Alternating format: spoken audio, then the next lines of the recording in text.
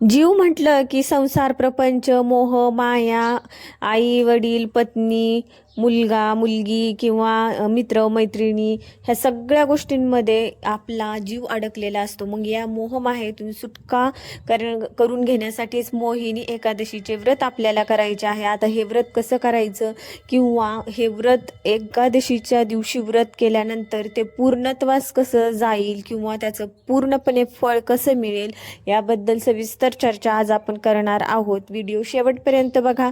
तर बघा, मोहिनी एकादशी ही येत आहे 27 तारखेला आणि 27 तारखेलाच आपल्याला एकादशी करायची आहे. आणि दुसऱ्या दिवशी जी पारण वेळ असते 6:43 ते 8:26 या दरम्यानच आपल्याला उपवास सोडायचा आहे. कधीही द्वादशीच्या दिवशी कधीही काहीही खायचं नाही किंवा कधीही, आता कसं होतं माहिती आहे का, एकादशी आधीच्या दिवशी करायची आणि द्वादशीला कधीही चहा घे किंवा त्याच्यासोबत खारी खा, बिस्किट खा, असं करायचं नाहीये. पारण वेळ बघायची आणि त्याच वेळेमध्ये उपवास सोडायचा, तरच आपण एकादशी केल्याचं फळ आपल्याला मिळते. तर बघा, मोहिनी एकादशी म्हटलं की महादुःखांचा नाश, पूर्ण पापाचा, आपण किती कोट्यावधी जन्म घेतलेले असतात. आता कोणत्या जन्मात आपण काय पाप केलेलं आहे हे देव जाणू.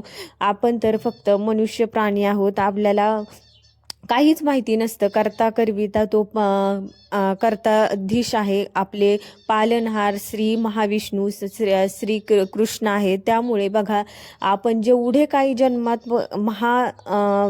महापापांचा संचय करून ठेवलेला आहे, त्या संचयाचा विनाश करणारी एकादशी म्हणजे ही मोहिनी एकादशी. आता एकादशी म्हटलं की श्री महाविष्णूंची कन्या म्हणून ओळखले जाते. आता बघा, जे कृष्ण भक्त असतात, जे वैष्णव असतात किंवा जे खऱ्या अर्थाने देवाचं पूजन करतात, त्यांना एकादशी करणं हे ग्राह्य असतं किंवा त्यांना ती करावीच लागते.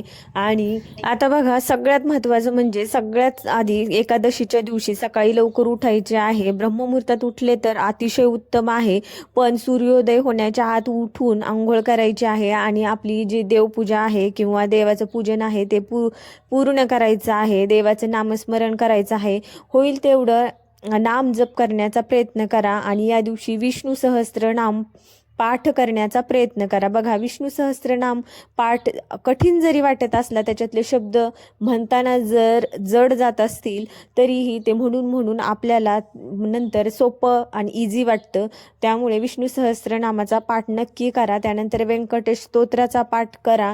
1, 3 किंवा 5 असे पाठ करण्याचा प्रयत्न करा, कारण या गोष्टींमधूनच घरात पॉझिटिव्हिटी निर्माण होते आणि त्यानंतर आपल्या घरातील ना जेवढी नकारात्मकता असते ती बाहेर जाते आणि त्यामुळे हे पाठ करणं खूप महत्त्वाचं असतं. त्यानंतर आपल्याला या दिवशी तुळशीचे पान अजिबात तोडायचे नाही. एकादशी, द्वादशी, अमावस्या आणि पौर्णिमा आणि रविवार या 5 दिवशी आपल्याला तुळशीचे पान तोडायला चालत नाही.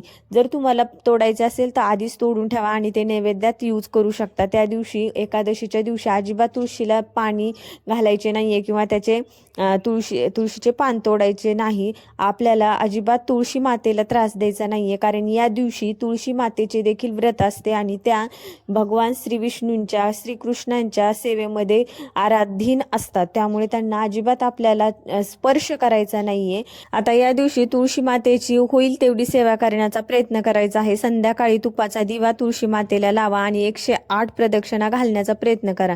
बघा, तुळशी मातेला तुपाचा दिवा लावून 108 प्रदक्षिणा घालण्याचं खूप महत्त्व सांगितले आहे, कारण घरातली जे दारिद्र्य असतं ते पूर्ण नष्ट होते या एका उपायाने. तुम्हाला होईल तशी सेवा करा, पण करण्याचा प्रयत्न करा, एवढंच माझं म्हणणं आहे. मोहिनी एकादशीची एक कथा सांगते तुम्हाला थोडक्यात.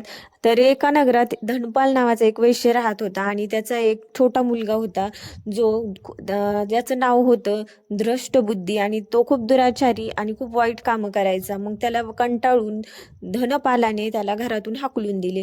तो भटकत कौंडिन्य ऋषीच्या आश्रमात जाऊन पोहोचला आणि कौंडिन्य ऋषीने त्याला मोहिनी एकादशीचे व्रत सांगितले आणि त्याने हे खूप श्रद्धेने आणि मनपूर्वक व्रत केले आणि त्याचे सगळे पाप नष्ट झाले आणि तो विष्णू लोकाला प्राप्त झाला. अशी एक थोडक्यात माहिती आहे किंवा कथा आहे. तर बघा, आपल्याला या मोहमायेच्या जंजाळातून आपल्याला निघायचं असेल किंवा या जगाच्या चिखलात फसून राहायचं नसेल तर ही एकादशी नक्की करा. पूर्ण मनपूर्वक करा, श्रद्धेने आणि विश्वासाने समर्पित भावाने हे व्रत करा. आणि हा व्हिडिओ कसा वाटला नक्की सांगा. चॅनलला सबस्क्राईब करा आणि व्हिडिओ आवडला तर तुमच्या मित्रांबरोबर शेअर करा. तर चला भेटूयात नंतर अशाच एका नवीन माहितीसह. तोपर्यंत श्री स्वामी समर्थ राम.